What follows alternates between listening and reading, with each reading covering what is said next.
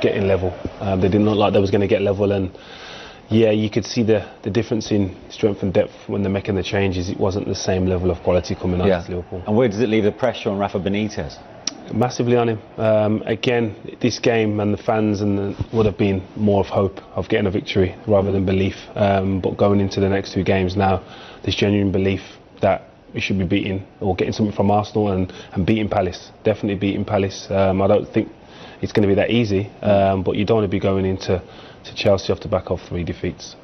OK, we've had all but 2 games played in match week 14. Let's quickly remind you as to what happened on Tuesday. Norwich forcing that late draw away to bottom club Newcastle United, while Leeds beat Crystal Palace with that injury time penalty from Rafinha. As far as today's concerned, well, Leicester came back twice to force that 2-2 draw away to Southampton. Watford against Chelsea finished in favour of the league leaders, as winning that one by 2-1 at Vicarage Road. Brighton denied West Ham in the 90th minutes. 1 apiece it finished there at the London Stadium. Wolves against Burnley finished 0-0. The champions Manchester City winning at Aston Villa by 2-1. We've just seen the Merseyside derby fall in Liverpool's favour by 4-1. It wouldn't have escaped your attention. There have been no home wins as far as today is concerned. On Thursday, Spurs take on Brentford in a London derby, while Manchester United take on Arsenal as Michael Carrick looks to make it 3 unbeaten as United's caretaker boss.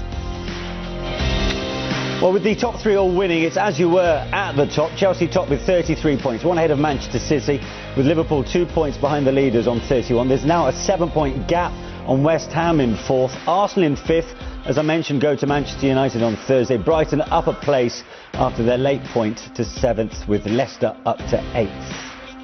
Well, Newcastle remain bottom, and they're still, of course, looking for that first win of the season. They're on 7 points, 6 off safety. Norwich, along with Burnley, are both on 10 points, 3 adrift of safety, with Watford staying just above the relegation zone in 17th place. After last year's disappointments in the derby fixture, how pleased are you with that? Well, it's a great result to come here and win the game and play good football and score 4 goals. It's unbelievable. It's something positive we take from the game. Yeah, it's the first time that Liverpool has scored 4 at Goodison Park in something like 31 years. What does that tell you about tonight? Well, it's good. It's good.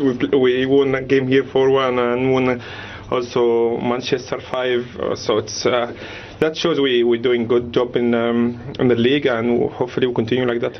The fast start was key, obviously. 2-0 up in 20 minutes. What would have been the message from the manager? The message from the manager is they're going to play physically strong. They're going to go challenge 100% every ball. We just need to play our game and just keep the ball and try to create chances, which what we did. What's the key, though? Everton get back in it. That your second goal, Liverpool's third goal, you pounced on the error, didn't you? Yeah, I expect him to do a mistake, which he did. So I think the game was really tough when the result was 2-1. So once I scored a third one, the game becomes easier. 19 goals for you this season already. What's your target? Hopefully for many more. I think my first target is to win something with the club, Champions League, Premier League, hopefully both. That's the main target for everyone. But what's the key to this? Liverpool averaging now more than 3 goals a Premier League game. What's the key? What's getting better? I think we know each other more now. We are together for 5-6 years. Last season we had a few injuries. The season before we were playing really well. We won some title together. I think the only thing I can say is just we know each other very well now, and just we try to help each other in the game to score more goals and win games. And is there a little bit of satisfaction as well, extra satisfaction for your captain, Virgil van Dijk, coming back here, winning in the style you've won? Yeah, it's great to see him back, and especially here because we know before the games it could be kind of emotional because he get injured here before, but he's our captain now after 2 players, but he more experienced. He's a captain of his national team, so I think he started it well. You're 7th in the Ballon d'Or this year. You're shaking your head. Yeah, I have no comment. Well, at the current rate, I think you'll be higher next year. Hopefully, we never know. Thank you. Thank you. Thank you.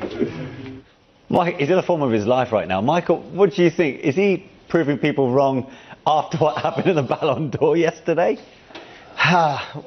Well, I don't know about proving people wrong. Does anybody not rate him? Does anybody think he's genuinely the 7th best player in the world? Listen, the Ballon d'Or is something that you also need to have team honours, I think, to assist you along the way.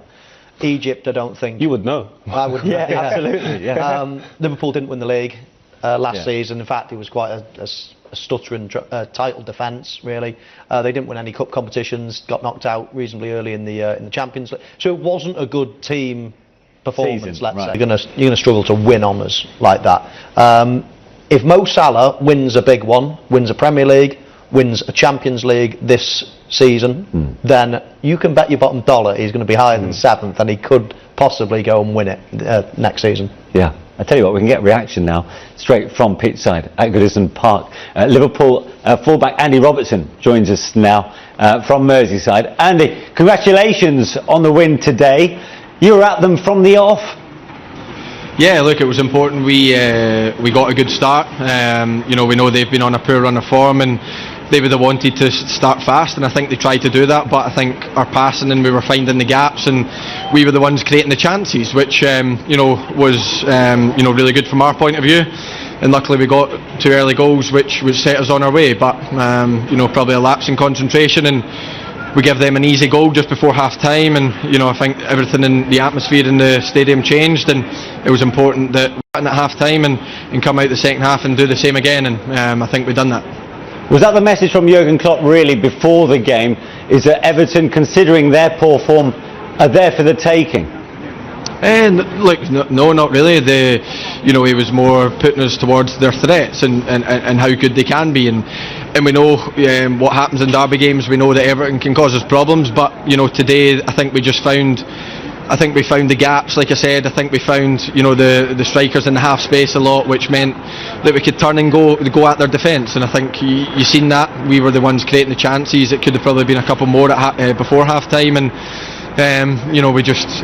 we created too many chances, and luckily we scored 4 goals. But look, it was a tough game, but I just think we had too much for them today. All 4 goals were terrific finishes. It looks from here that confidence is oozing through the team right now. What's it like to play in? Yeah, look, we're playing with confidence. The lads in front of goal were putting them away more than not. That's why they're the kind of leading goal scorers in the league, and it's important we keep that going. I thought all the lads were tremendous today in different ways. Obviously the lads that scored the goals were excellent, but the midfield were dogged in their work. I think they were the ones winning the second balls for us. They were the ones setting us on our way, and the defence, Joel and Big Verge, I thought were excellent, kind of sweeping up, dealing with Rondon as a presence, and keeping the last line tight. And I think it was an overall really good performance from all of us, and luckily Ali didn't have much to do either. Andy Salah obviously was very modest in terms of coming 7th in the Ballon d'Or just recently. Of course you don't have to be modest when you're talking about him. He scored 2 of the goals last night. Just a word on what he's like, where is he in world football, and what's it like to play with him? Yeah, for me he's right up to the top. We don't look too much into individual awards. Of course, for people it would be great for them to win it or be in contention, but I don't think Mo's the 7th best player in the world. I'll put it that way, and he's right up there with the way he's playing, and it's important that he keeps going, because you can see when he's in front of goal just now that he's playing with confidence, and any time he's running through, I think everyone in the stadium believes that he's going to put it in the goal. And when you have that feeling as a top player, you'll know that when you have that feeling, it's very hard to stop. And Mo's an incredible player. He's an incredible professional. Works so hard off the field, make sure he's fit and available for every single game and in the best possible shape, and he's on the pitch. So long may that continue. The other 2 in front, Jota and Sadio were unbelievable today as well, and it's important that we keep doing that, keep pitching in with goals from all around the pitch, and if we do that, then obviously we'll keep scoring goals and hopefully keep winning games. And you mentioned Sadio there, Andy. Of course him and Mo Salah are missing in January.